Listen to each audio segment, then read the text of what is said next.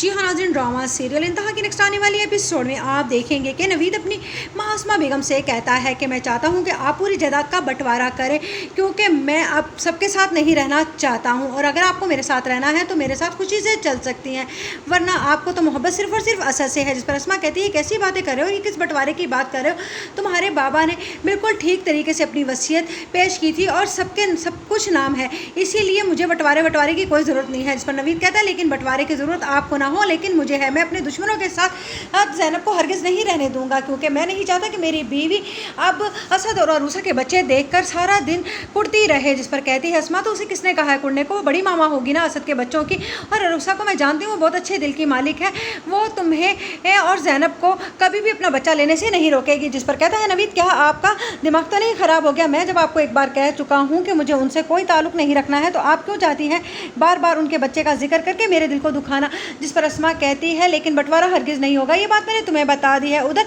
नौशीन ये बातें सुनकर हंसती हुई जाती है कमरे में और सजल से कहती है कि भाई वही हुआ ना जिसका मुझे डर था, अब तो भाई ये नवीद ने भी अपनी माँ के सामने कह दिया है कि उससे जायदाद का बंटवारा चाहिए, चलो अच्छा है हमें भी ये सब कुछ हमारे हिस्से का मिल ही जाएगा। जिस पर सजल कहती है कि आपका दिमाग तो नहीं ख़राब हो गया, ये इतनी बड़ी कोठी है, इसमें हम आराम सुकून से रह रहे हैं, फिर आप जानती हैं ना बंटवारे के बाद हमें फिर उसी तरह से छोटे से घर में रहना होगा। जिस पर कहती है नौशीन हाँ ये तो मैंने सोचा ही नहीं, इसका मतलब है कि अभी नवीद को वो बंटवारे की तरफ से ध्यान हटाना होगा, इसके लिए भी मुझे कुछ करना पड़ेगा। जिस पर कहती है सजल अच्छा फिर देख लीजिएगा, कोई भी काम करना हो ज़रा ध्यान से कीजिएगा, आजकल आप पर ही सारा फोकस होगा अस्मा आंटी का, हो सकता है कि उन्हें शक हो कि अरूसा ने नहीं बल्कि आपने ही ज़ैनब के बच्चे को कोई नुकसान पहुँचाया हो, मुझे पूरा यकीन है। और हाँ आपने अहमद की खबर ली है, फ़ोन करके उससे पूछा कि वो कहाँ पर पहुँचा और कब वापस आएगा। जिस पर कहती है नौशीन हाँ मैंने उससे बात कर ली थी और वो खैरियत से पहुँच गया है, बस जल्द दोस्तों के साथ घूम फिर कर वापस भी आ जाएगा। जिस पर सजल कहती है ठीक है लेकिन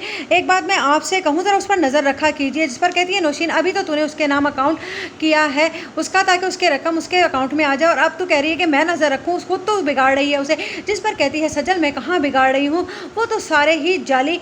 डॉक्यूमेंट्स थे अकाउंट के, बाकी तो मुझे उसके शेयर्स करवाना था अपने नाम। जिस पर कहती है नौशीन क्या मतलब अपने नाम, वो कहती है यानी कि मैं आपको बता तो चुकी हूँ, यानी उसको